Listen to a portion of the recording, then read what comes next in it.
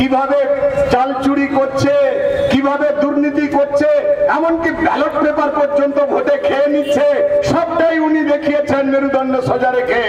তাই স্বাভাবিকভাবে বুঝতে পারছেন তৃণমূলের নেতারাই বলছে তৃণমূলে চুরি হচ্ছে, চুরি হচ্ছে, চুরি হচ্ছে।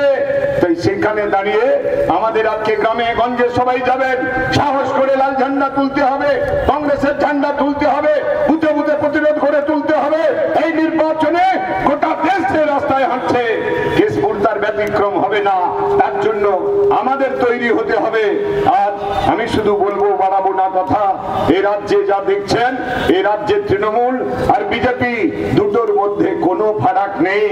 দেখলেন না, ওই যে আমি গিয়েছিলাম নদিয়াতে দিন কয়েক আগে, নদিয়াতে যখন যাচ্ছি কৃষ্ণনগর ঢোকার আগে, রানাঘাট ঢোকার আগে দেওয়ালে লেখা আছে মুকুটমণি অধিকারীকে বিধানসভা নির্বাচনে পদ্মফুল চিহ্নে ভোট দিন। আর তার গায়ে দেওয়াল লেখা আছে কি, মুকুটমণি অধিকারীকে লোকসভা নির্বাচনে জোড়া ফুল চিহ্নে ভোট দিন। কে কখন তৃণমূল, কে কখন বিজেপি, যে সকালবেলা তৃণমূল, বিকেলে বিজেপি, বিকেলে তৃণমূল, সকালে বিজেপি, বুঝতে পারবেন না। আর আমরা গ্যারান্টি দিয়ে বলতে পারি, বলতে পারবেন তৃণমূলের প্রার্থী উনি তৃণমূলে থাকবেন, বিজেপির প্রার্থী আরে আপনাদেরকে সিনেমায় মানায়, রাজনীতির ময়দানে মানায় না। রাজনীতির ময়দানে মানায় আমার বন্ধু তপন গাঙ্গুলির মতো নেতা। ওদের যদি মেরুদণ্ডগুলো এক্সরে করেন না, ওই দেব, ওই হিরণ, ওরা গ্যারান্টি দিয়ে বলতে পারবে না যে ওরা বরাবর তৃণমূল করবে। শুভেন্দু অধিকারী পালিয়ে গেছে পদ্ম ফুলে, দেখতে পাচ্ছেন। ওদের মেরুদণ্ড ঘাটালে যদি বিজেপির প্রার্থী তৃণমূলের প্রার্থীর মেরুদণ্ডে যদি এক্সরে করেন, এমআরআই করেন, ওদের মেরুদণ্ডে কি লেখা আছে? লেখা থাকবে চৈত্র সেলের মতো, লেখা আছে সেল সেল সেল সেল, বিক্রির জন্য, বিক্রির জন্য, যে কেউ কিনে নিতে পারবে।